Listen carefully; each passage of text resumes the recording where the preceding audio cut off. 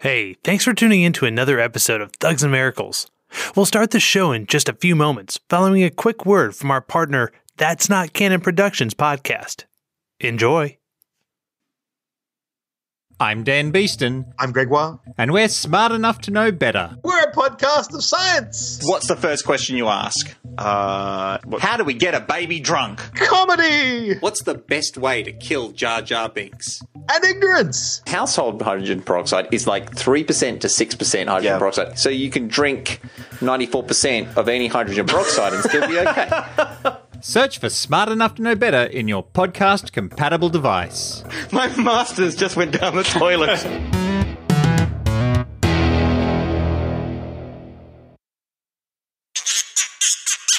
That's Not Canon Productions podcast.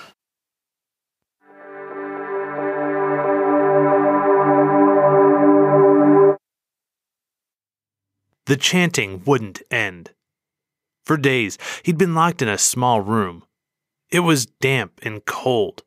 The walls of the building in which he was being held were uncovered stone and provided little protection from the chilling cold outside. He'd been provided with a straw pallet and a blanket, but these did as little as the walls to protect him from the drafts. It felt as if the wind outside never stopped.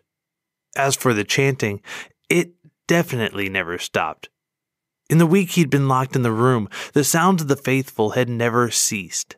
He wasn't sure if it was these noises, the cold, or just the lack of hair left on his head that contributed most to his ongoing headache. Just thinking of his hair made his hand move to his scalp. Some stubble had formed, but beyond that, the crown of his head was bald from where the men had held him down and cut it off. The long hair marking him as a Merovingian prince was gone, replaced instead by a tonsure that marked him as a monk.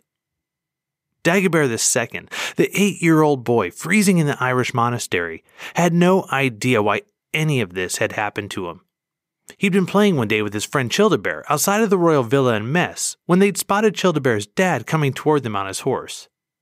That had been unusual in and of itself, because Childebert's dad, a man named Grimoald, was the Austrasian mayor of the palace to Dagobert's father, King Sigibert III, and didn't often summon his son to himself personally.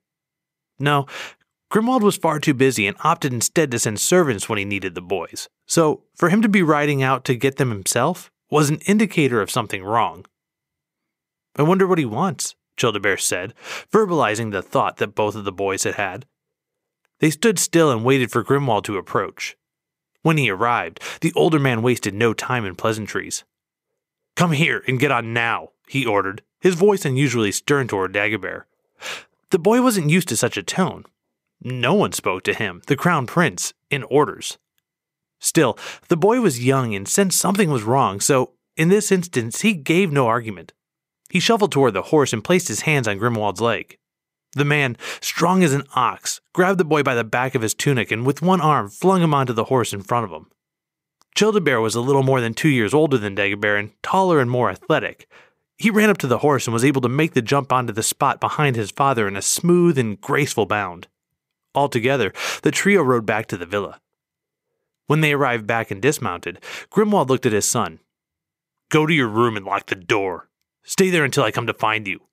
Do not open the door to anyone else." "Father, what's wrong?" "Do as I say, now." Childebert was not the crown prince, but he'd grown up inside of the royal court and was as unused to hearing an order as his younger friend. Still, he knew better than to argue or push his luck and turned to return to his room. Once inside, he locked the door and waited, doing exactly as his father had instructed.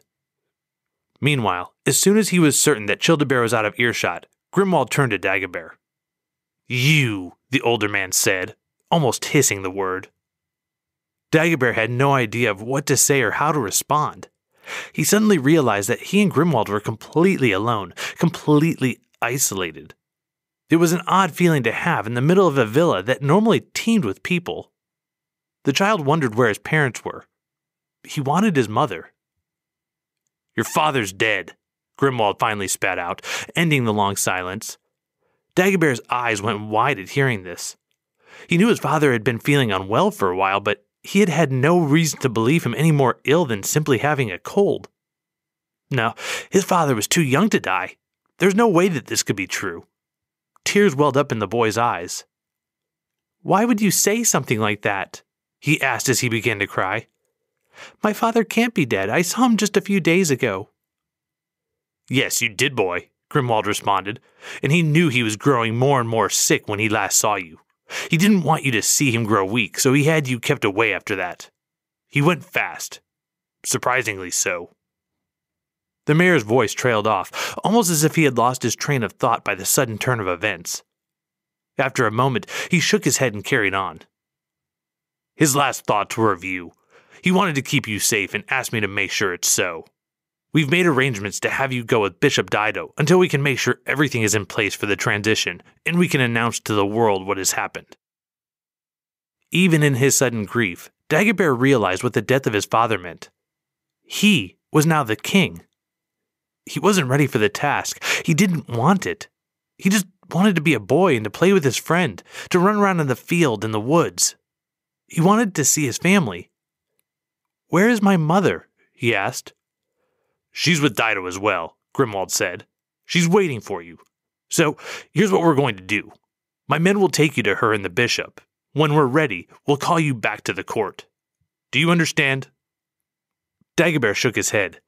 He didn't understand anything at the moment, but he was in no place, emotionally or physically, to offer resistance. Instead, he meekly did as he was told. He went with Grimoald to the courtyard and met the men who were to carry him to the bishop. He got on the horse as instructed and set off to wherever they may take him. He had no idea how long the trip would be.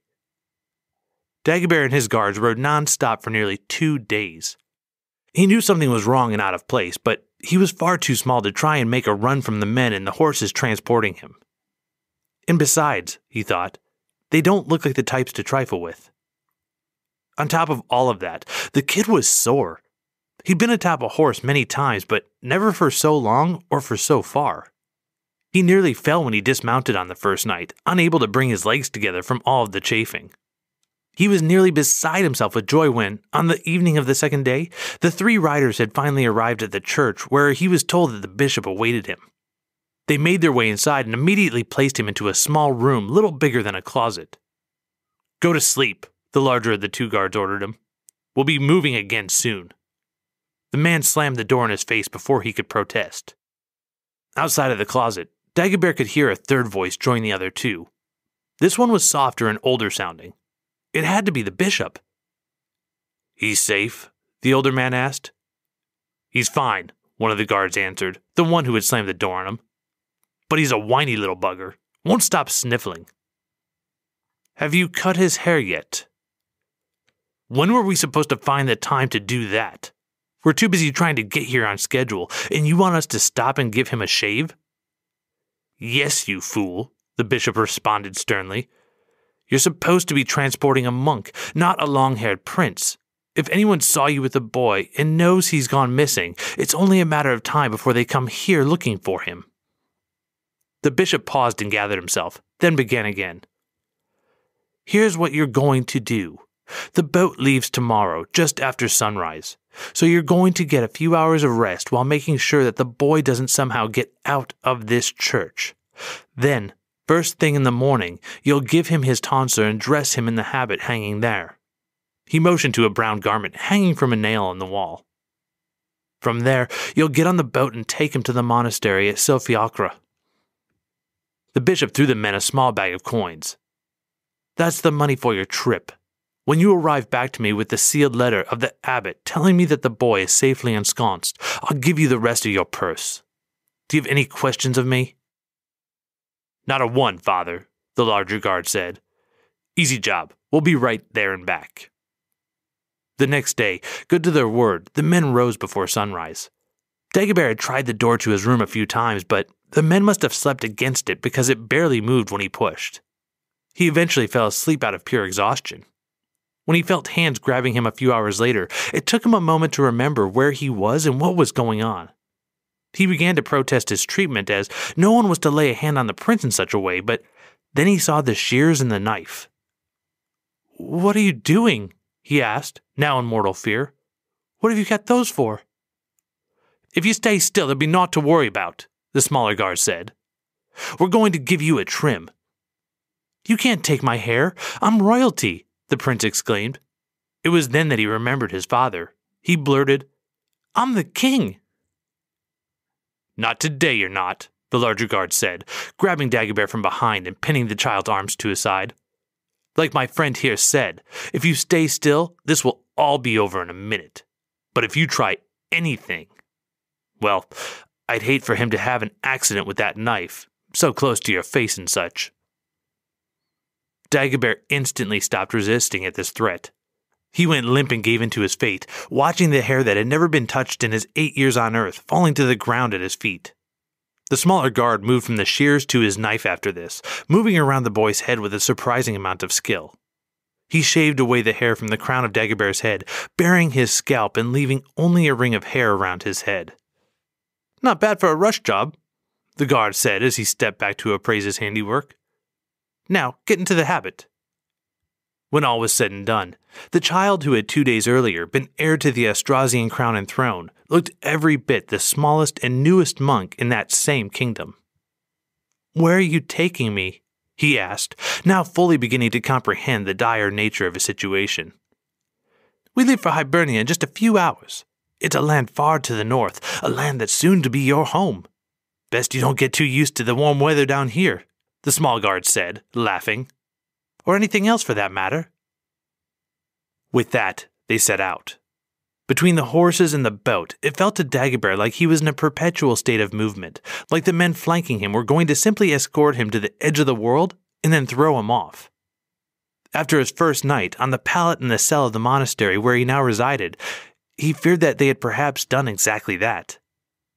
He may be alive, but after as far as he had traveled, no one in Francia would know that. He wondered if anyone would ever come looking for him, and every night from then on, he prayed to God to strengthen him, to harden his heart, and in the end, to return him to the kingdom that was rightfully his. He would find out who did this to him, and he would make them pay. This is Thugs and Miracles.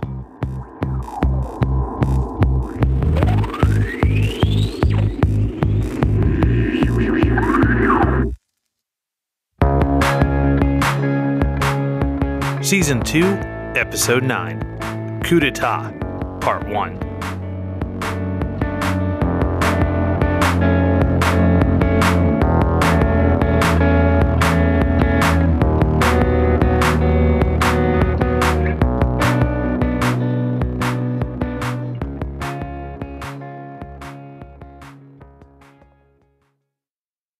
All right, welcome back.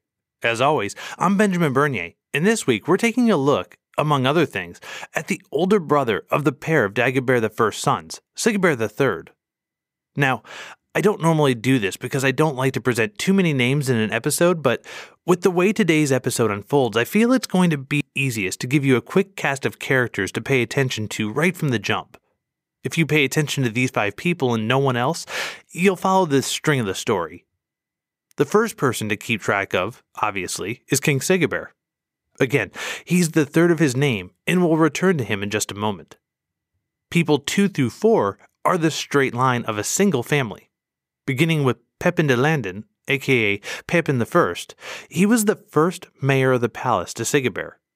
He was also a notable turncoat against Brunhilda, and will be ascending to the mayorship for the 3rd time when he comes along to rule in Sigibert's name. After him, pay attention to Pépin's son Grimoald. He'll be Sigibert's 2nd mayor, and luckily for us, but unlucky for Sigibert, he'll be the last of the mayors to track in today's history. The 3rd member of this family to watch out for is Childebert, son of Grimoald.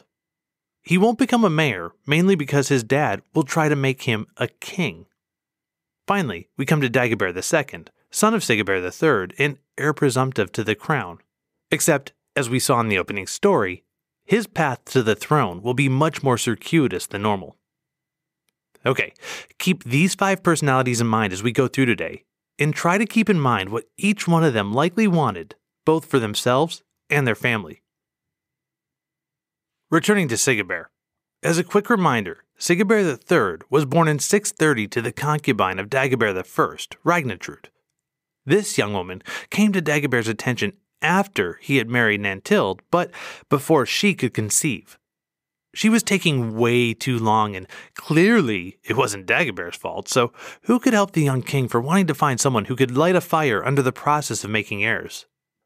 At any rate, Sigibert came along in 630 and was baptized under the guidance of Childebert II, king of Aquitaine at the time, and Dagobert I's half-brother. Now, to say that Dagobert was not a hands-on father would be a bit of a misnomer, as there seems to be every chance, from what I can tell, that he never actually saw the boy in his lifetime.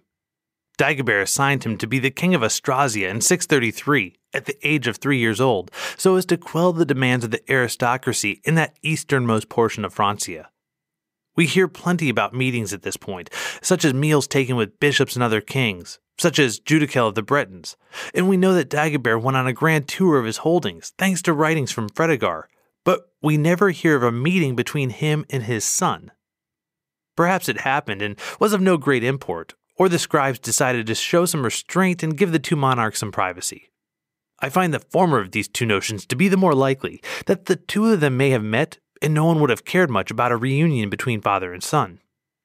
The latter, that the scribes would have offered privacy or just not blatantly made something up if they thought it would make the story more interesting, is much less plausible. So, if Dagobert, who died in 639 when his oldest son was only 9, wasn't playing the part of father, then who was? For the sake of being able to follow the string, pay attention to Pépin de Landen and what's about to come. We have now, finally, arrived back to the diverse set of power players that we've been teasing for some time, a set of players who really came to the forefront with the death of Brunhilda way back at the end of last season and who were the main point of discussion in the first episode of Season 2. The name of that episode was The Price of Doing Business.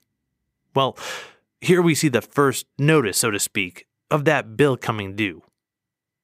As a quick recap, Queen Brunhilda and her great-grandson were killed in 613 when her 3 leading nobles walked off the field of battle and left her to the mercy of the Neustrian king, and soon-to-be king of all the Franks, Clothar II. These 3 leading nobles were Garnier, the Austrasian mayor of the palace, Arnulf, the Archbishop of Metz, and Pépin de Landen. Pépin was born around 580 and had become a leading Austrasian noble, though little is known of his life pre-612. He was the Austrasian mayor of the palace under King Childebert II, which means he was on the losing side of the civil war between the 2 brothers and the grandsons of Brunhilda, which also explains why Garnier was mayor of the palace in 613 rather than him. Garnier would become Clothar II's mayor when that king unified all of the kingdoms, though Austrasia would insist on running its own affairs under its own nobles, of which Pépin remained in the top tier. He would get his second bite at being mayor of the palace in 622 when a very young Dagobert I was placed on the throne by his father. Pépin must have had a silver tongue, because here was a guy who, during his first attempt at being the mayor 10 years earlier, lost a civil war that resulted in the death of his king. This same guy then openly pulled his support from Queen Brunhilda in 613, leading to her death of being tied to horses running in opposite directions. Despite all of this, however, he was able to stick around, and Fredegar even goes so far as to say that, quote, since the beginning of his, Dagobert's, reign, following the counsel of St. Arnulf, Bishop of Metz, and of Pépin, mayor of the palace, he governed Austrasia with such goodness that he was praised by all nations. End quote. All of this seems to change for Pépin around 630.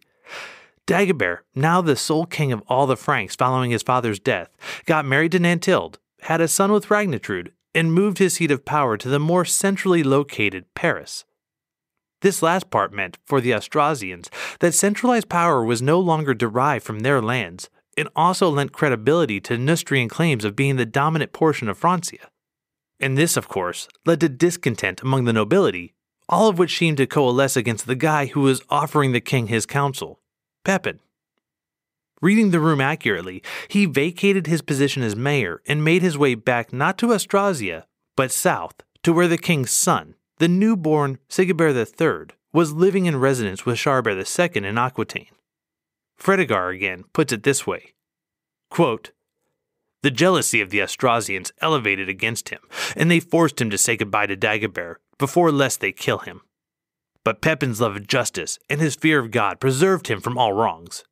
That year, he went to find the king Childebert, with Sigibert, son of Dagobert.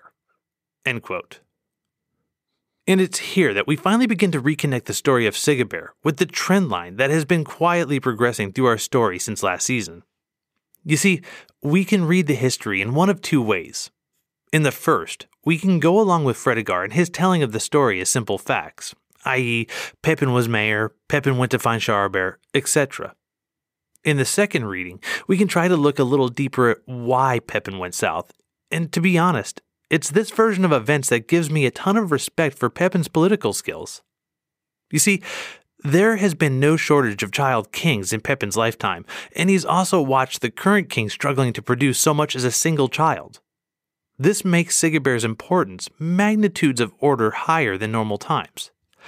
Add to this that Pépin is very in tune with the mindset of his fellow Austrasian nobles. I mean, sure, he was kicked out of his role of mayor once Dagobert moved his seat of power to Paris, but it will be just a matter of time, a la 622, until calls start going up again for an Austrasian king.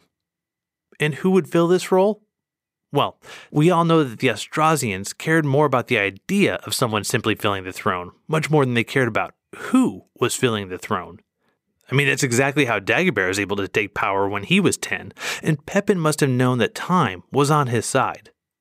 He likely never lost Dagobert's confidence, especially given how long the two had known each other, and was leaving the court more as a face-saving measure for the king and to cool the temperature on the Austrasians. All of this meant that he was in physical control of the crown prince when Dagobert gave the call for the boy to become the new king of Austrasia, just as he had been in his youth, and allowed Pépin to be the one riding the new monarch into mess. Now wait, I hear you saying. You told us in episode 7 that Sigibert's regent was a bishop named Childebert, and his mayor was a man named a.k.a. Where did Pépin go? Well, I applaud your memory, and I appreciate you holding me to task. From what I can tell, it looks like Pépin basically delivered King Sigibert to Austrasia and then went back to Dagobert in Paris. His exile had lasted about 3 years, and with a king of their own, the Austrasians were sated for a while and no longer felt the need to kill Pépin. With that, the administration of power from 633 to 639 was Dagobert and Pépin in Paris, Sigibert and Duke a.k.a. as mayor of the palace in Austrasia, and Archbishop Childebert of Cologne as the governor/teacher of Sigibert.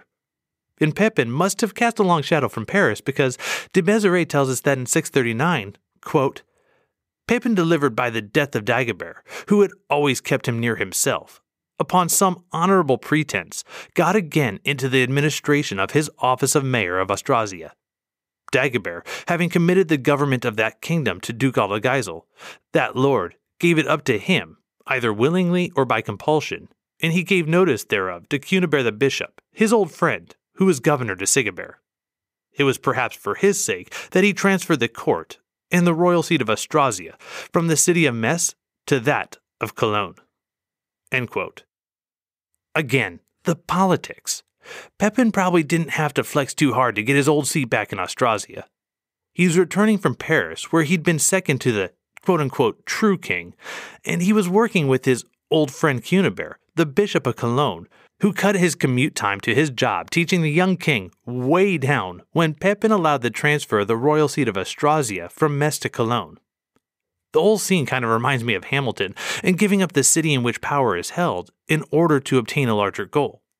Instead of Madison and Jefferson, we can replace him with Pépin and Childebert. And if you have no idea what I'm talking about here, listen to The Room Where It Happens from the Hamilton soundtrack or watch the show on Disney+. I thought about actually trying to sing out the relevant portion and replacing a few words here and there for our story, and then I decided that copyright infringement and a general affront to musical theater for my efforts made that a horrible, horrible idea.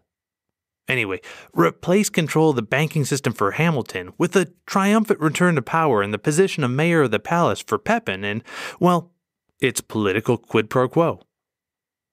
Anyway, this is how in 640 we see Pépin de Landen back in the driver's seat, running Austrasia for the 3rd time. Some people were just meant for their time, and he seems to be one of those people. To paraphrase Sam Elliott in The Big Lebowski, and I'm talking about Pépin de Landen here, sometimes there's a man who, well, he's the man for his time and place. He fits right in there. And that's Pépin in Austrasia. Now forever to be remembered by me as the Dude of Francia. Alright, so Pépin definitely had a much more robust life going for him than Jeff Lebowski and his bowling. He and his wife, Ita, had 2 daughters and 2 sons. Out of these 6, 4 would eventually be canonized by the church. Ita, both of the girls, Bega and Gertrude, and one of the sons, Bavo. Grimoald, as we saw in the opener, would fall short of this goal, mainly on account of his kidnapping, treachery, and attempts to overthrow the established monarchy with his promotion of his own son as the king, but hey, we can't all be perfect, right? Past Grimoald, who we'll delve into more deeply later, we'd be remiss if we didn't mention Bega and her marriage to Arnulf's son, Ansigisel. This will prove to be the most significant non-royal marriage union up to this point in our history. In saying I do to one another, the houses of Arnulf and Pépin, the 2 strongest leaders in Austrasia, now moved under a single roof. In a 1988 article written by Philippe Walter, the author notes that, quote, Arnulf married Doda and had 2 sons, Ansigisel and Cloud. The older of the 2, Ansigisel, married Bega, daughter of Pépin de Landen.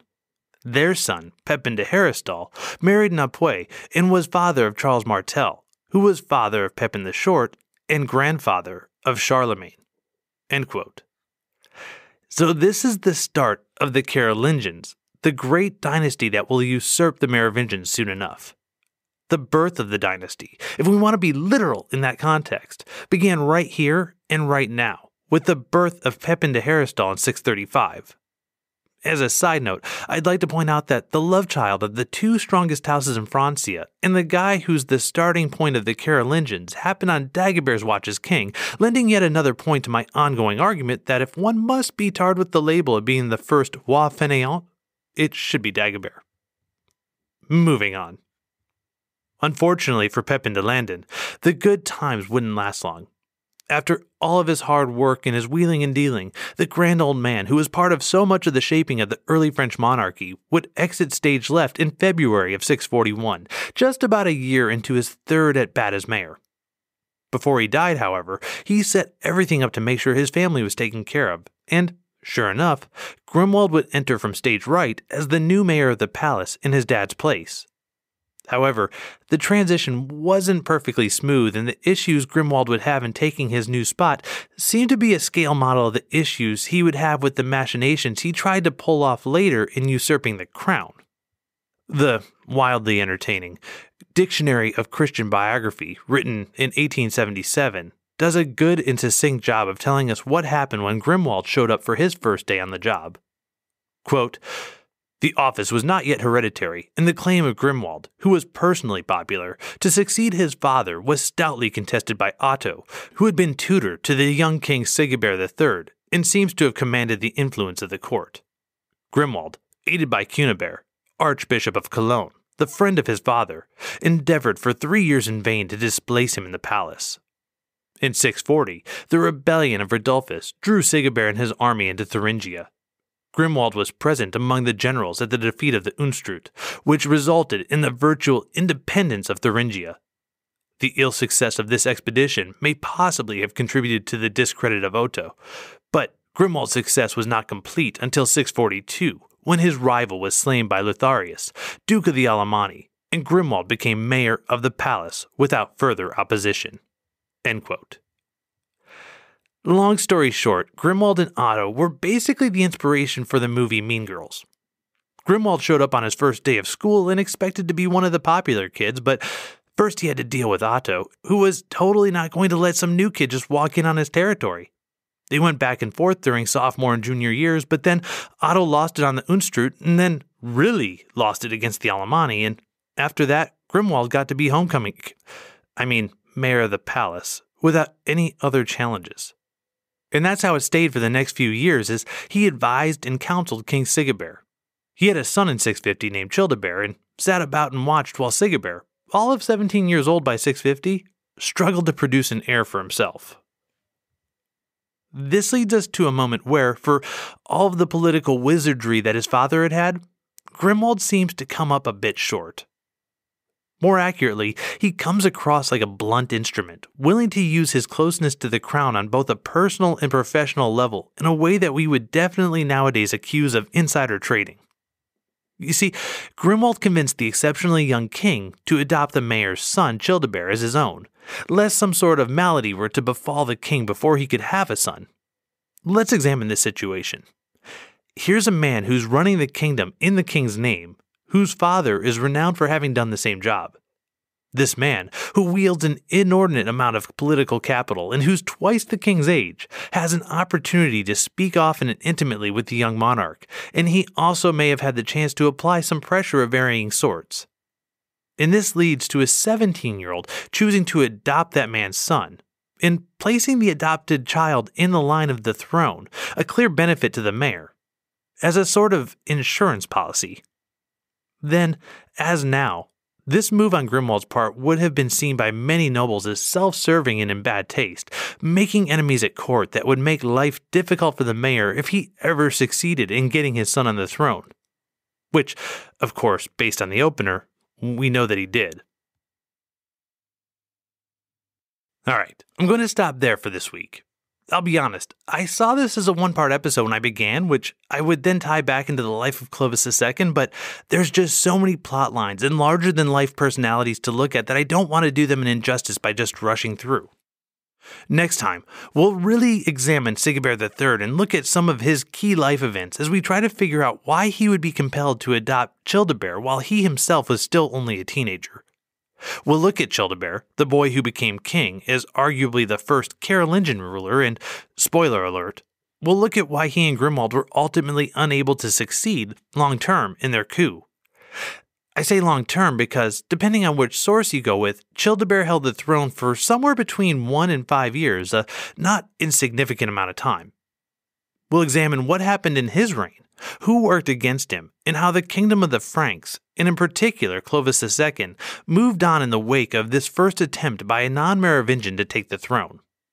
Was the mystique of the long-haired kings shattered by what had happened? Did 5 years of a non-Merovingian lead people to be able to entertain the idea of life without them? Most importantly, what were the lessons learned in attempting this first coup that would allow future attempts to succeed? As you can see, there's just way too much left to explore, and we're going to get into all of it next time. Before we go, I'd like to say thanks again to That's Not Canon Productions, and in particular this week to Dan and Greg at the show Smart Enough to Know Better. They truly are a podcast of science, comedy, and ignorance in all of the best ways. They were kind enough to call out our little show on their most recent episode, and for that we are both grateful and humbled. You can find Smart Enough on all podcatchers at smartenough.org or on the TNC homepage. You'll find links to all of these and this show's social media in the show notes. Also, speaking of That's Not Canon, I had the chance last weekend to spend some time talking with David A. Bradbury of 20 Minute History, and we even went so far as to record what was said. That interview, a two-parter, will be available next weekend, with Part 1 as a rabbit hole episode on this feed, and Part 2 is an extra episode on 20 Minute History. It really was a fun conversation, and we went down some interesting paths, like the idea of history podcast as gateway drugs for education. So, we hope you'll tune in and you'll enjoy. Once it's done, be sure to follow, like, and rate all of these great shows. Finally, as always, the music used for this show comes from Josh Woodward and includes his songs Bully and Lafayette. For a free download of these songs or hundreds of other great tracks, check out his site at joshwoodward.com. Notes on this episode, an updated monarchy/family tree, and also a list of other great history podcasts are all available online at thugsandmiracles.com. Please visit and please sign up for the mailing list so we can keep you up to date with announcements on new shows and our monthly newsletter. Speaking of email, you can write to us at thugsandmiracles@gmail.com. You can hit us on Twitter at thugsandmiracle with no S on the end, or you can leave a comment on Facebook and Instagram at thugsandmiracles. And if after all of this you're still looking to get more of a fix, and I do love a good history addict, then head on over to the Time Travel Talks hashtag and account on Twitter and historypods.com and their associated Twitter handle at Pods of History. With all of that said, know that we appreciate that there is no Thugs and Miracles, no Smart Enough to Know Better, and no 20-Minute History without you, and we hope that with all of these options, you'll be able to choose to stay in touch with all of us. We appreciate what you have to say, and, as always, we appreciate you. Okay, once again, my name is Benjamin Bernier. We look forward to seeing you next week with our rabbit hole interview with David A. Bradbury, and another week after that when we'll continue the saga of Clovis II, Sigibert III, and Dagobert II in the next episode of Thugs and Miracles.